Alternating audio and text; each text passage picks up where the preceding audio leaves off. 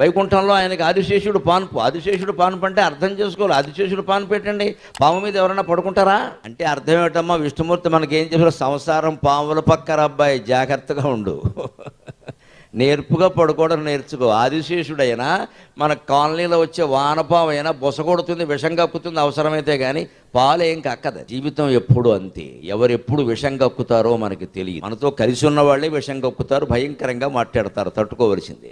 ఇన్నాళ్ళు కలిసి ఉన్న వాళ్ళైనా ఈ పని చేస్తున్నారన్న తేడా వచ్చింది అంతే. కూరిమి గల దినములలో నేరములెన్నడును కలుగనేరవు, మదిలో కూరిమి విరసంబైనను నేరములే తోచుచుండు నిక్కము సుమతి అన్నాడు. ఇద్దరు మనుషుల మధ్యలో స్నేహం ఉందనుకోండి, వాళ్ళ మధ్యలో ఏమీ జరిగినా సరే, గోమ్మే వాడు కొట్టినా సరే, వాడు కొట్టబట్టే నేను బాగుపడ్డానట్టు. ఆ ఇద్దరిలో కొంచెం తేడా వచ్చిందనుకోండి, వాడు కొట్టకపోయినా సరే ఊరికే చిటికెన వేలు గోరుతో ఇలా రాస్తే, గోరుతో నన్ను హత్య చేద్దామని చూశాడు. ఎందుకంటే ప్రేమ నశించింది ఇద్దరు.